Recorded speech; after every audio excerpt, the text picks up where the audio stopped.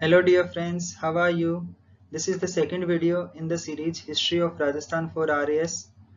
So in the first video हमने discuss किया था जो राजस्थान का जो एंशियंट सिविलाइजेशन है यानी कि जो स्टोन एज और उसके बाद में जो मेटल एज है. सो वी डिस्कस्ड कि कैसे राजस्थान में डिफरेंट सिविलाइजेशंस डेवलप हुई थी. उनमें कालीबंगा, आहड़ और बैराट के बारे में हमने थोड़ा डिटेल में डिस्कस किया था. उसके साथ साथ हमने देखा था कि उसके अलावा बागोर, गणेश्वर आदि स्थानों पर भी सिविलाइजेशन डेवलप हुई थी. सो कल हमने लगभग मौर्य कालीन का जो समानांतर जो इतिहास है वहां तक हमने देख लिया था.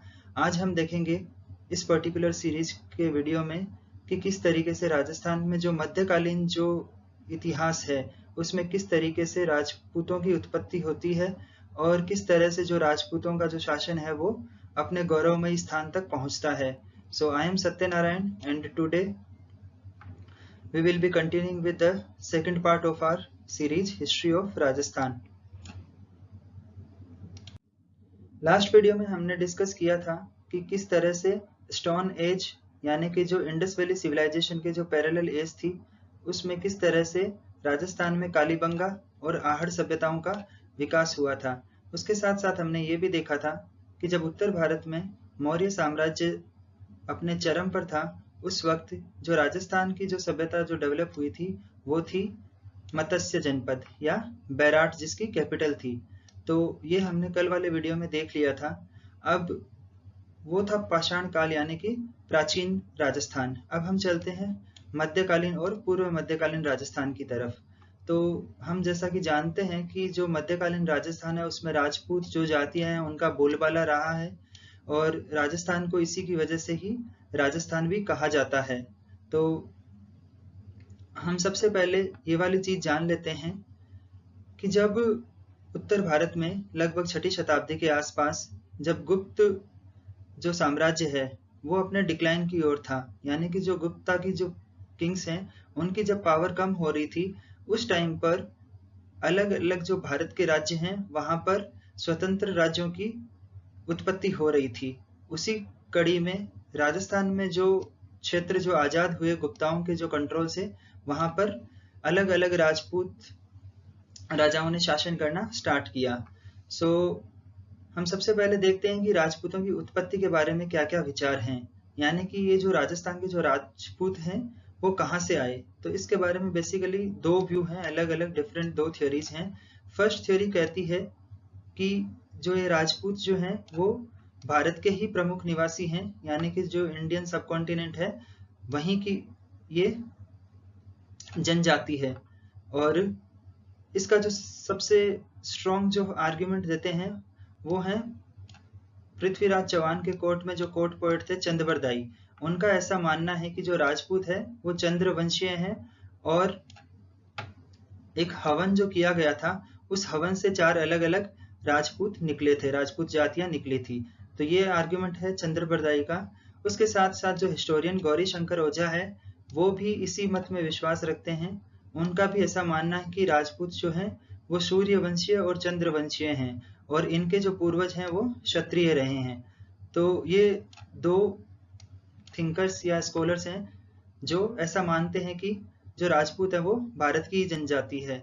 लेकिन इसके विपरीत हम देखते हैं कि एक दूसरा व्यू भी है. वो ये कहता है कि जो राजपूत हैं वो भारत की नेटिव स्पीसीज ना होकर ये बाहर से आए हैं यानी कि जब भारत में दूसरी शताब्दी ईसा पूर्व से लेकर 5वीं-6ठी शताब्दी तक जब जो नॉर्थ वेस्ट फ्रंटियर का जो पार्ट है यानी यहाँ पे जो कश्मीर है, इधर जो पाकिस्तान है, इधर अफगानिस्तान है, तो यहाँ से जो हिमालय के जो दर्रों से जो अलग अलग टाइम पर जो सेंट्रल एशियन जो ट्राइब्स है उनका जब अटैक हुआ इंडिया में तो उन्हीं में से कुछ ट्राइब्स जो बाद में इंडिया में डेवलप रह गई वो जैसे कि शक और सीथियन वही बाद में जाकर राजपूतों में तब्दील हुई है. ऐसा मानना है कर्नल जेम्स टोड का जो राजस्थान के प्रोमिनेंट इतिहासकार है. यही सेम मत है डॉक्टर डी.आर. भंडारकर का भी. वो ऐसा मानते हैं कि जब 6ठी शताब्दी के आसपास हूण आक्रांता जब भारत आ रहे थे तो उन्हीं में से जो कुछ जो हूण जातियां यहाँ पर रह गई थी वही कालांतर में राजपूतों के रूप में विकसित हुई. तो एकदम श्योरिटी के साथ नहीं कहा जा सकता कि कौन सा जो मत है वो सही है और कौन सा जो मत है वो गलत है। इसलिए हमें इस डिबेट में जाने की जरूरत नहीं है कि राजपूतों की उत्पत्ति का सही सिद्धांत कौन सा है और गलत सिद्धांत कौन सा है। हमें बस दोनों को जानना है और हमें ये भी पता होना चाहिए कि कौन सा स्कॉलर जो है वो कौन सी तरफ का है। तो ये हो गया राजपूतों की उत्पत्ति के बारे में थोड़ा सा डिस्क्रिप्शन। अब आगे चलते हैं और अब देखते हैं कि कौन कौन से जो राजपूत राजवंश जो हैं उनका पूर्व मध्यकाल में ओरिजिन होता है भारत में, यानी कि उदय होता है। तो जो मेवाड़ वाला जो क्षेत्र है वहां पर गुहिल शासक राज करते हैं और उनका जो आदि पुरुष है उसका नाम गुहिल था। उसी के नाम के आधार पर इनका जो राजवंश है उसको गुहिल राजवंश कहा गया। और इसी कड़ी में बापा नाम का जो एक इम्पोर्टेंट किंग था उसने आहड़ जो है वहां पे वराह मंदिर का निर्माण कराया था। तो जो गुहिल साम्राज्य हैं जो पूर्व मध्यकालीन भारत में, ये दो इम्पोर्टेंट किंग हैं जिनके हमें नाम थोड़े पता होने चाहिए और साथ में हमें बापा के बारे में पता होना चाहिए कि उन्होंने आहड़ में वराह मंदिर का निर्माण करवाया था। कालांतर में जब मध्यकालीन भारत की हम बात करें यानी लगभग 11वीं-12वीं सेंचुरी, उस टाइम पर यही जो गुहिल हैं वो आगे चलकर गुहिल और सिसोदिया वंश में डेवलप होता है। और जो सिसोदिया वंश के जो राजा हैं उनके बारे में हम आगे वाली स्लाइड्स में डिस्कस करेंगे, यानी कि जो राणा कुंभा, राणा सांगा, महाराणा प्रताप, ये सब जो हैं वो सिसोदिया वंश के राजा हैं और उन्होंने मेवाड़ पर राज किया था, ये हम जानते हैं। उसके बाद में जो सेकंड इम्पोर्टेंट जो राजपूतों का जो साम्राज्य ओरिजिन हुआ था वो था मारवाड़ वाले क्षेत्र में, यानी कि जो प्रेजेंट डे बीकानेर और जो जोधपुर है वहां पर। तो जो जोधपुर का जो शिलालेख है उसमें ये पता लगता है कि 6ठी शताब्दी का जो द्वितीय चरण था उस टाइम पर यहाँ पर गुर्जर और प्रतिहार जातियों का साम्राज्य था और ये जो भाग है वो उस वक्त पर गुजरत्रा कहलाता था, यानी कि गुज्जर से गुजरत्रा बना है। और जो चीनी यात्री हुआन सेंग थे उन्होंने अपनी यात्रा में इस जो राज्य है इसकी राजधानी पीलोमोलो बताया था। तो this is an important point which we should remember, it can be asked in the exam. और पीलोमोलो को भीनमाल भी कहा जाता है। उसके साथ साथ जो कवि हैं मुहणोत नैणसी, उन्होंने कहा है कि ये जो मारवाड़ के गुर्जर प्रतिहार हैं उनकी टोटल 26 शाखाएं हैं।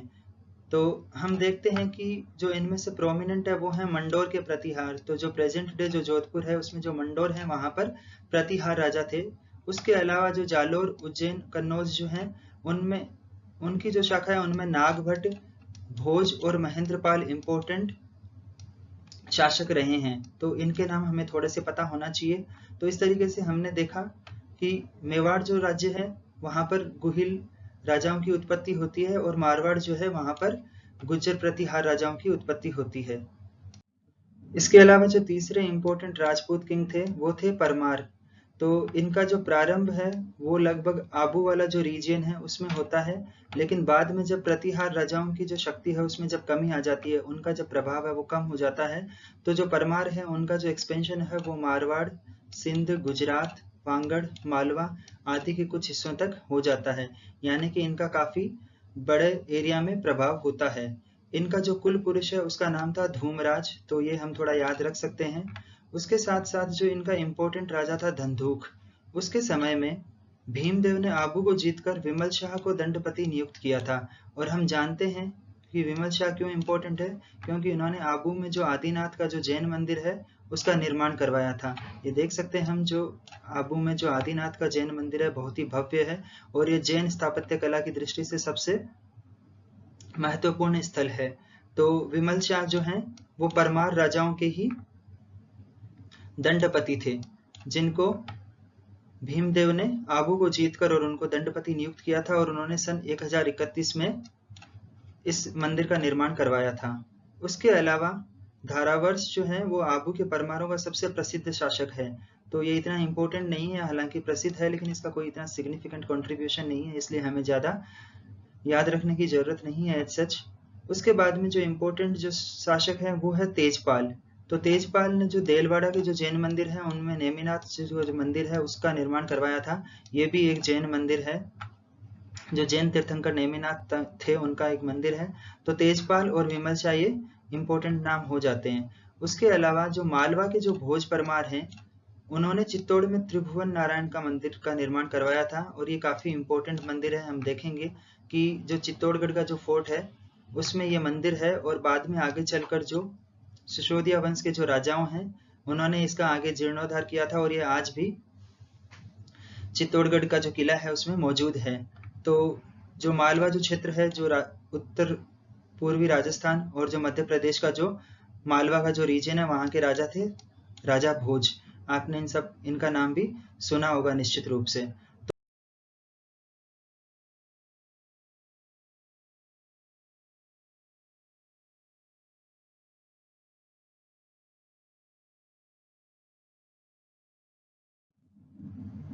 तो अब तक हमने देखा कि किस तरह से पूर्व मध्यकालीन राजस्थान जो था उसमें अलग अलग राज्यों में अलग अलग राजपूत राजाओं की उत्पत्ति होती है, और उनका जो राज्य है वो एक्सपेंशन होता है। तो उनमें से कुछ राज्य जो हैं वो ज़्यादा बड़े हो जाते हैं, और बाद में कुछ राजा जो हैं उनका जो इन्फ्लुएंस है वो कम हो जाता है। अब मध्यकालीन राजस्थान की तरफ बढ़ते हैं और देखते हैं कि जो मध्यकालीन राजस्थान है उसके क्या क्या गौरवशाली पक्ष रहे हैं। तो सबसे पहले हम ये जिक्र करते हैं कि जो मध्यकाल जो है उसमें राजपूत और मुस्लिम शासकों के बीच में सत्ता संघर्ष जो है वो इम्पोर्टेंट फीचर था मध्यकालीन राजस्थान के इतिहास का। हालांकि जो राजपूत जो थे वो ये निर्णायक लड़ाई जीत नहीं पाए थे, पहले जो दिल्ली सल्तनत के जो राजा थे उनके खिलाफ, और बाद में जो मुगल राजा जो थे उनके खिलाफ। और इसका प्रमुख कारण हम कह सकते हैं कि जो राजपूत राजा थे इन्होंने आपस में एकता का अभाव था, साथ ही में जो इनकी युद्ध नीति थी वो भी थोड़ी कमजोर थी, और जो सामंतवाद की जो व्यवस्था थी ये इसके प्रमुख कारण कहे जा सकते हैं। उसके साथ साथ जब मुगल राज्य था दिल्ली में, उस वक्त जो अकबर की जो राजपूत नीति है वो भी हम कह सकते हैं कि उसकी वजह से राजपूत राजाओं का जो संप्रभुत्ता है वो समाप्त हो गई थी। तो ज्यादातर राजपूत जो हैं वो उनके सहयोगी बन गए थे और मुगल सेना में शामिल हो गए थे। जैसा कि हम जानते हैं कि जो हल्दी घाटी का जो युद्ध हुआ था उसमें जो राणा प्रताप की सेना के सामने जो मुगल सेना का प्रतिनिधित्व जो कर रहे थे वो थे आमेर के राजा मानसिंह वन। ये अकबर के नवरत्नों में से एक रत्न भी थे, और इस तरीके से हम कह सकते हैं कि जो राजपूत राजा जो थे इनमें आपस में एकता कम थी। इसी की वजह से जो मुस्लिम शासकों के खिलाफ जो एक सत्ता का जो संघर्ष था उसमें राजपूत सफल नहीं हो पाए। हालांकि ये जो मध्यकालीन जो वक्त है उस टाइम पर काफी सारे विद्वान राजस्थान की धरती पर पैदा हुए और उन्होंने साहित्य के क्षेत्र में काफी काम किया, जैसे महाकवि माघ, हरिभद्र सूरी, चंदबरदाई जो पृथ्वीराज चौहान के कोर्ट पोएट थे, जयानक ये भी पृथ्वीराज चौहान के कोर्ट में थे, सूर्यमल मिशन और नैन्सी। उसके साथ साथ कुछ प्रबुद्ध शासक भी मध्यकालीन राजस्थान ने देखे हैं, उनमें से राणा कुंभा, सवाई जय सिंह और सवाई राजा राय सिंह प्रोमिनेंट हैं। उसके अलावा हमने देखा है कि किस तरीके से राणा प्रताप, वीर दुर्गादास राठौड़ और रावचंद्र सेन ने मुगल राजाओं के सामने अपना संघर्ष जारी रखा और मरते दम तक हार नहीं मानी। एक ब्रीफ इंट्रोडक्शन के बाद अब हम मध्यकालीन राजस्थान के जो भी राजपूत राजवंश हुए हैं उनके बारे में डिटेल में स्टडी करते हैं। तो इस कड़ी में जो सबसे पहला जो राजवंश है वो है मेवाड़ का गुहिल और सिसोदिया वंश। तो मध्यकालीन जब वक्त था उस वक्त मेवाड़ का जो गुहिल शासक थे वो थे राणा रतन सिंह, और राणा रतन सिंह के समय पर ही अलाउद्दीन खिलजी ने चित्तौड़ पर आक्रमण किया था, और जो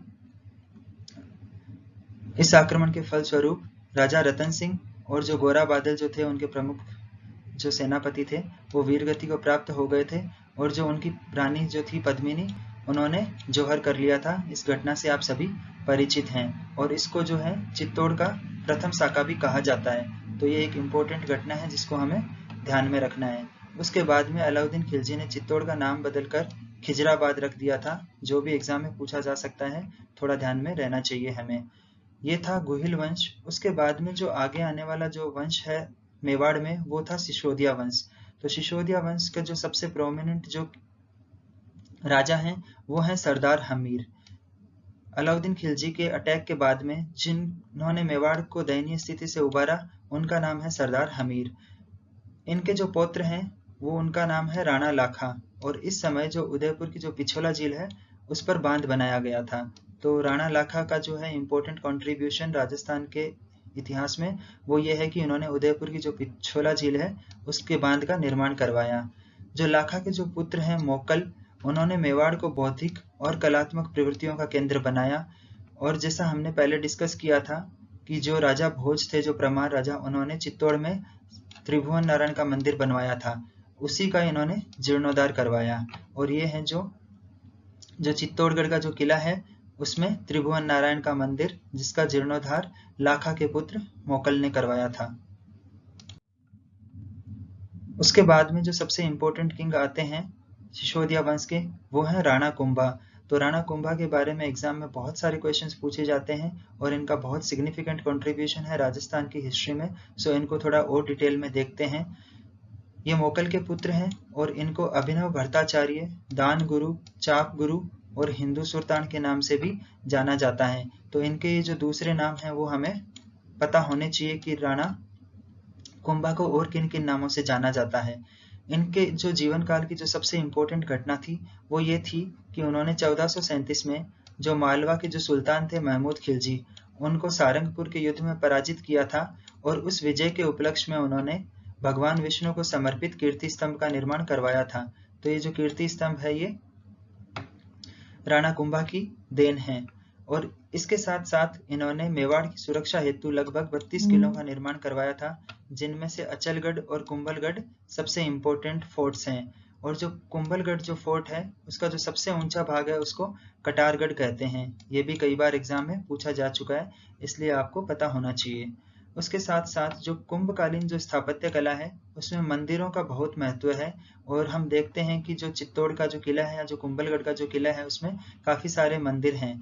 तो इनमें जो प्रोमिनेंट मंदिर हैं उनमें कुंभ स्वामी का मंदिर, श्रृंगार पचौरी का मंदिर, मीरा मंदिर यानी एकलिंग जी का मंदिर और रणकपुर के जो मंदिर हैं वो काफी महत्वपूर्ण हैं। तो इन सब मंदिरों के बारे में हमें थोड़ा थोड़ा पता होना चाहिए। उसके साथ साथ राणा कुंभा एक खुद बहुत ही अच्छे म्यूजिशियन यानी कि संगीतकार थे और इन्होंने संगीत राज, संगीत मीमांसा और सूड प्रबंध नामक ग्रंथों की रचना की थी। तो हम कह सकते हैं कि एक सफल सेनापति और राजा होने के साथ साथ जो राणा कुंभा है वो एक अच्छे संगीतकार भी थे या एक अच्छे विद्वान भी थे। उसके अलावा उन्होंने जो चंडी शतक है उसकी व्याख्या की थी, जो गीत गोविंद की जो रसिक प्रिया है और संगीत रत्नाकर जो है ग्रंथ, इनकी इन्होंने टीका भी लिखी थी यानी पे उसकी टिप्पणी की थी। उसके साथ साथ जो इनका दरबार है उसमें भी विद्वानों की कमी नहीं थी। उनके जो दरबारी हैं उनमें कवि अत्रि और महेश का नाम प्रमुख है, जिन्होंने कीर्ति स्तंभ प्रशस्ति लिखी थी। उसके साथ साथ जो मंडन शिल्पकार हैं वो भी राणा कुंभा के दरबारी थे और कान्ह व्यास जो हैं वो भी इन्हीं के कोर्ट के दरबारी हैं और इन्होंने एकलिंग महात्म्य की रचना की थी। तो इस तरीके से हमने देखा कि जो मेवाड़ जो राज्य है उसके सबसे प्रोमिनेंट अभी तक जो किंग है वो है राणा कुंभा। तो इस वाले वीडियो में हम इतना ही डिस्कस करेंगे। इसके बाद में राणा सांगा का जिक्र होगा और उसके बाद में राणा प्रताप और राणा उदय सिंह का जिक्र होगा और फिर उसके बाद में हम देखेंगे कि जो राजस्थान के जो बाकी क्षेत्र हैं वहां पर कौन कौन से राजपूत राजाओं ने राज किया और उनका क्या क्या सिग्निफिकेंट कंट्रीब्यूशन है, वो सब हम जानेंगे इस सीरीज के अगले वीडियो में। तो चलो अब आपसे थोड़ा सलाह मशविरा कर लिया जाए।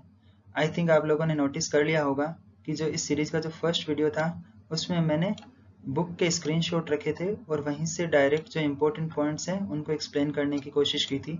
हालांकि जो प्रेजेंट वीडियो है उसमें मैंने बुक के स्लाइड्स ना रख के और मैंने जो इम्पोर्टेंट पॉइंट्स हैं उनको डायरेक्ट नोट्स की फॉर्म में प्रस्तुत किया है। तो अब ये आप लोगों को डिसाइड करना है कि आप जो बुक के जो पैराग्राफ फॉर्म है उसमें पढ़ना चाहेंगे या फिर जो अलग अलग जो सेपरेट जो पॉइंट्स हैं नोट्स की फॉर्म में उससे पढ़ना चाहेंगे। आप लोगों को जो चीज़ बेहतर लगती है you can write that in the comment section और you can also tell me about it on the Telegram channel whose link is given in the below description. इसके अलावा आप लोगों को इस वीडियो को रेट करना है कि how did you like the video. क्या ये जो पिछला वाला वीडियो था उससे अच्छा था, उससे कम अच्छा था या फिर और क्या क्या इम्प्रूवमेंट्स किया जा सकता है। और if you people are liking this series and liking this particular video then please like it. And अगर आपको लगता है कि ये बहुत लोगों को हेल्प हो सकती है इससे जो एग्ज़ाम की प्रिपरेशन कर रहे हैं तो आप अपने फ्रेंड्स के साथ शेयर कीजिए। और अगर आप कोई भी वीडियो मिस नहीं करना चाहते हैं तो इस चैनल को सब्सक्राइब कीजिए। Thank you.